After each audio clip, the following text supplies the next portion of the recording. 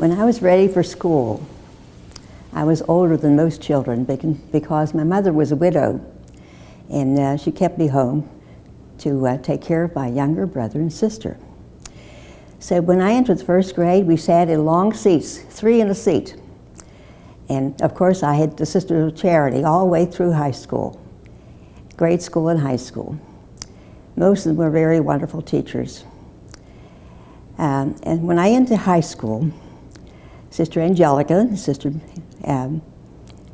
Suzanne, and Sister Bertha, and many others taught me many things that I needed to know for life, and got me very interested in book reading. I began to think what I wanted to do in life. And so I always thought maybe I could be a teacher. So knowing the Sisters of Charity, I thought maybe God will give me the gift of entering the community and give service to people. Well, my first mission was West End, Pittsburgh. I was there for 4 years, teaching 3rd, 5th, and 6th grade. Then the St. Patrick's Day flood came along, and I was carried off in a boat to Steuben Street, and the Sisters of Divine Providence took care of us for breakfast. From there we went to Hazelwood, 5 of us, and we were there for several weeks. And then the waters began to subside, the flood waters. I was told to go to Oakmont, substitute for 5th and 6th grade for a person who had scarlet fever.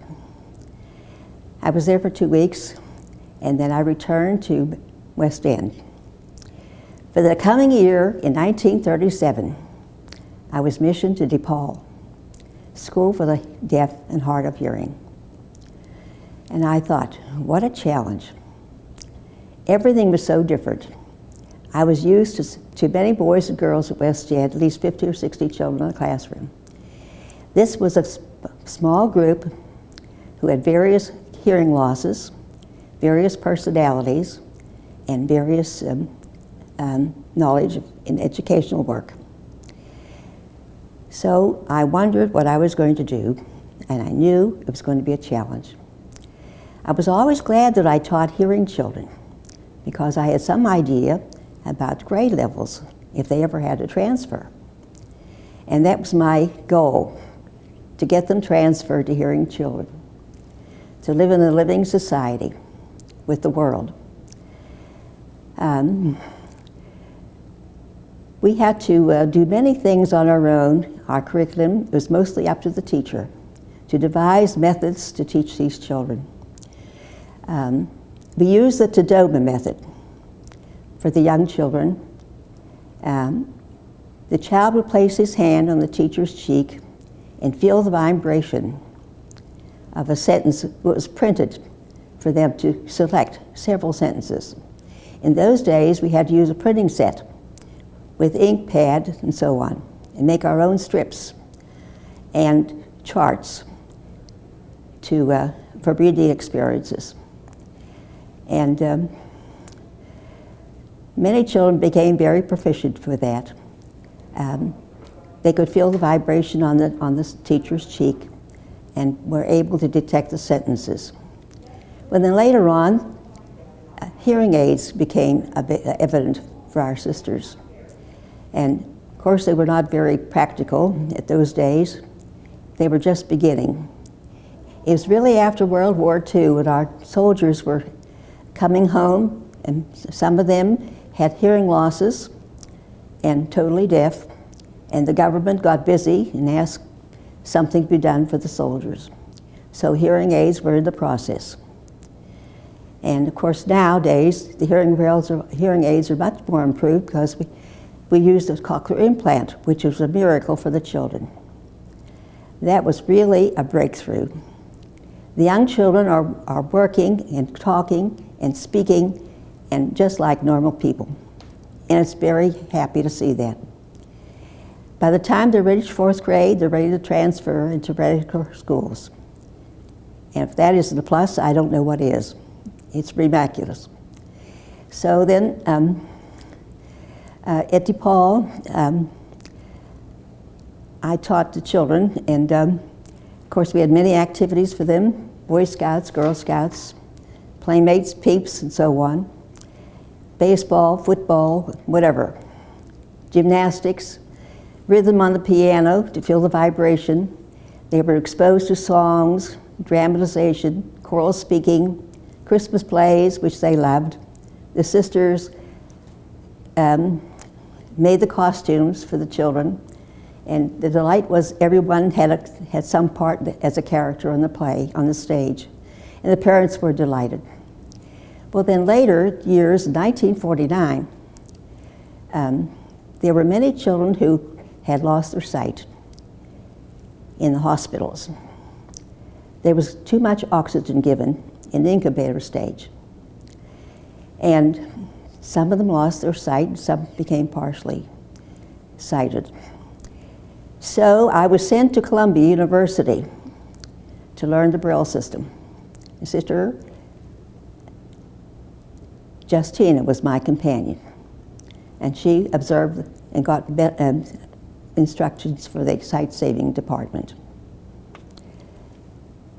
It took me 6 weeks, a crash course, to learn 185 possible combinations and contractions to learn the Braille system from the 6 dots. For instance, B is button, C is can, and D is do, and so on. And we had dot 5D is day, dot 5M is mother, dot 5F is father, and so on. Well, then he had the GH and OU and OST and OR and ATION, all those combinations that I had to learn out of the 6 dots.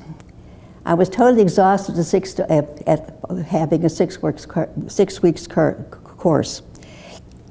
And of course I had to prepare for the children, but coming September. Well, I used a slate and stylus, which was an inverted pattern in writing them. Later on, we went to DePaul, and there were several people waiting for me, children. And I always had the desire to teach them to do what everybody else could do. I said, there are no handicaps in this room, even though they were deaf and hard of hearing, speech defective, and totally deaf children. And I said, everybody has a handicap. I have a handicap. I wear glasses. I wanted them to feel confident. I said, someday you'll be working, going to college, you'll get through school, and you'll get a good job. And they liked that idea. We worked together beautifully, and it was a pleasure to teach them. I loved everything I was doing. And so the children progressed beautifully. Many of them went to high schools and colleges. We have many students who come to see me. Tom and Bill Bergender. Tom was totally blind. He's a twin to his brother, who's partially sighted. Tommy is now a lawyer working for a firm in Pittsburgh. And Bill is a salesman and also is on the DePaul board. 2 other students I recall, Robert Walker was a very, very bright child. I taught earlier in years, and when he grew up, he went to college and high school, and he worked as a proofreader in Boston, Massachusetts. He had a very fine job. His eyes were always in doubt. So his mother called one day, and she asked if somebody could teach him Braille. So I was privileged to do that. I took him after school, and I showed him the dots, and of course he said he couldn't read it. It was too small. Can't you make it bigger? And I said, no, I can't do that. But I said, you know, Robert, you're getting older now. You're in your 30th birthday. And I said, your fingertips are not as sensitive as little children's, but you have to try. He tried, and his father helped him. And at home, he comes to see me every year. He always brings a nice box of candy. He brings his friend with him, Richard Patton, who was also a student of mine, and he went through all school, went to St. Anselm's High School. Sister Marie Anthony told me she never thought he was deaf. He lip-readed so well, and he was a constant companion to Robert Walker. He'd go to Richmond, Virginia, and bring him in the car, and drive him here to see me every year. And they always tell about the wonderful education they got at DePaul.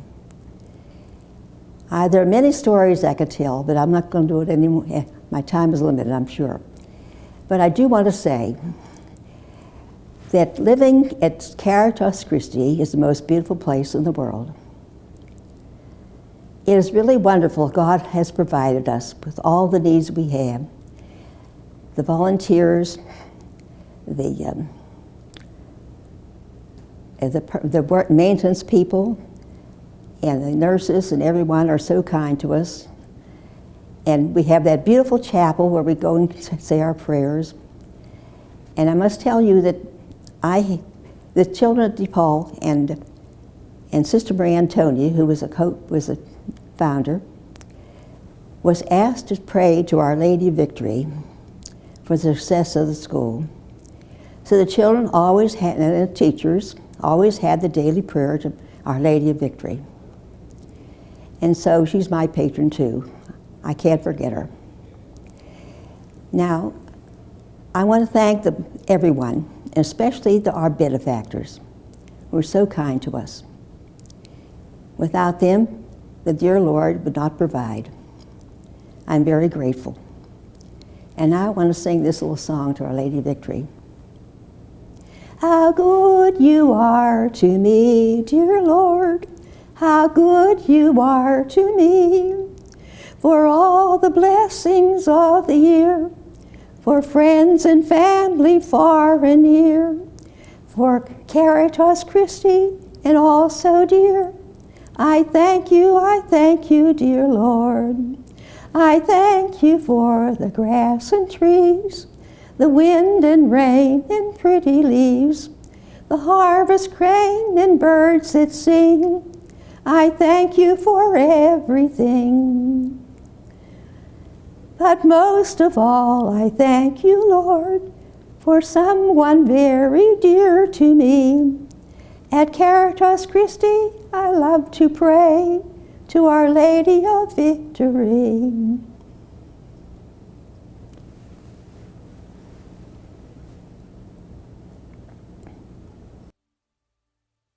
Okay, what is your name? What is your name?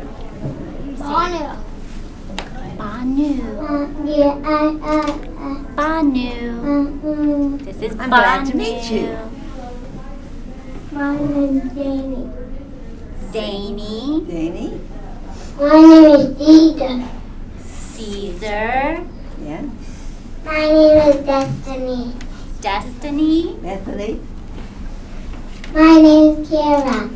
Kira. Kira. My name is Hannah. Hannah. Hannah. My name is Tula. Tula. Tula. Say Talon. Talon. Good. My name. Danae. Okay. My name is Sophia. Sophia. My name is Olivia. Olivia. Jillian. Yeah. Jillian. Yeah. Julian.